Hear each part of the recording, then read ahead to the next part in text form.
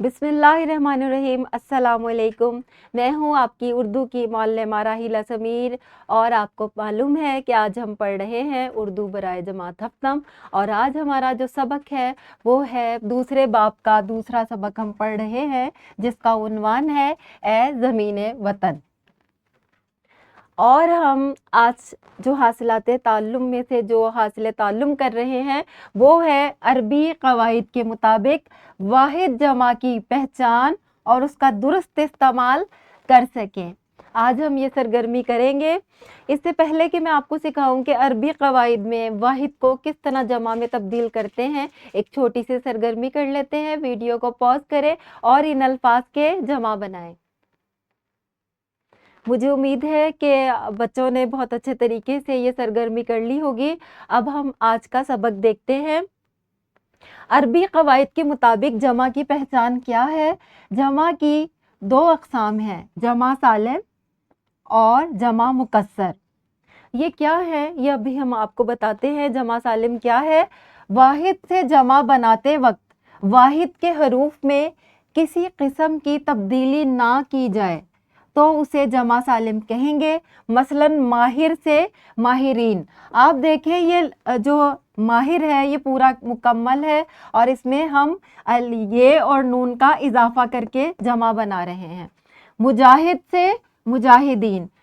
मुजाहिद पूरा का पूरा जमा में आ गया है और आगे ये और नून का इजाफा कर दिया गया है। ऐसे तमाम वाहिद अल्फाज जो कि जमा में पूरे के पूरे आ जाते हैं उनको हम जमा सालिम कहते हैं। ठीक है।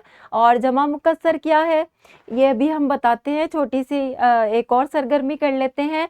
आपने इन अल्फाज में अलिफ और नून गुन्ना का इजाफा करके जमा बनानी है। जल्दी से वीडियो को पॉज करें और इसकी जमा बनाएं।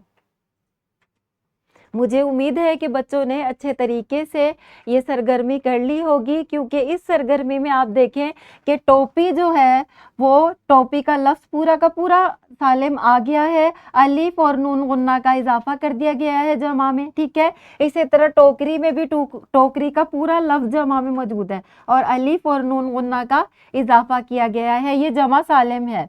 ठीक है। इसी तरह रस्सियाँ भी इसी तरह जमा बनाई गई है और किताब भी पूरी की पूरी किताब का लफ्ज़ जो है वो इसमें मौजूद है और ये और नून गुन्ने का इजाफा किया गया है। ऐसे तमाम हरूफ जो कि ऐसे तमाम वाहिद अल्फाज जो कि पूरे के पूरे जमा में आ जाते हैं उनको जमा सालिम कहते हैं। जमा मुकस्सर क्या है? वाहिद से जमा बनाते हुए वाहिद की सूरत बिल्कुल बदल जाए तो उसे जमा मुकस्सर कहते हैं। मसलन तजवीज़ से तजावीज़ और मंजर से मनाजिर। अब देखें तजवीज़ जो है इसकी शक्ल बिल्कुल बदल गई है। ठीक है। इस ऐसे अल्फाज को जमा मुकस्सर कहते हैं। मंजर में देखें ये मनाजिर, इसकी भी शक्ल तब्दील हो गई है। और इल्म से अलूम, इल्म की तब्दील शक्ल जमा में तब्दील हो गई है। शेर से आशार, ये भी शेर की शक्ल बदल गई है। किताब से कुतुब। तो ऐसे तमाम अल्फाज वाहिद अल्फाज जिनकी जमा बनाते हुए वाहिद अल्फाज की शक्ल बिल्कुल बदल जाए उसे क्या कहते हैं? उसे जमा मुकस्सर कहते हैं।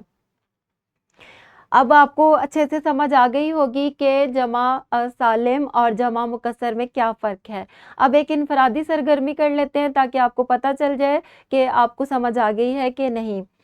जमा सालिम और जमा मुकस्सर के असूलों को मद्देनज़र रखते हुए दर्जे झेल वाहिद के जमा लिखे। इनाम, अतिया, शह, नसीहत, मुजाहिद, मशरिक। ये आपकी दरसी किताब से ली गई मश्क है जो कि इस नज़म के आखिरी हिस्से में मौजूद है। ये आपने वहाँ से भी ले सकते हैं आप इसको। ग्रोही सरगर्मी हमारी ये है कि 4-4 के ग्रोहों में मुनक़सिम हो जाएं और मौल्लिम या मौल्लिमा हर ग्रोह को मुख्तलिफ वाहिद अल्फाज दें जिनकी वो अरबी कवाइद के मुताबिक जमा बनाएं। ये सरगर्मी आपने मिलकर करनी है और घर का काम आपका ये है कि दर्जे झेल के वाहिद लिखने हैं आपने। अफ़आल, अस्वात, मसाजिद, तस्वीर, हुक्मा, खतूत। मुझे उम्मीद है कि आप तमाम तालिब इल्म اور بچیاں اور بچوں کو یہ سرگرمی سمجھ میں آ گئی ہوگی اور انہیں سمجھ میں آ گیا ہوگا کہ عربی قواعد کے مطابق ہم واحد کو جمع میں کیسے تبدیل کرتے ہیں۔ یہ ایک ورک شیٹ ہے جو کہ میں نے اس ویڈیو کے ڈسکرپشن میں رکھ دی ہے، اس طرح لیسن پلان بھی ہے، اس سے ضرور استفادہ حاصل کیجیے گا۔ ملتے ہیں اگلے لیکچر میں، تب تک کے لیے اللہ حافظ۔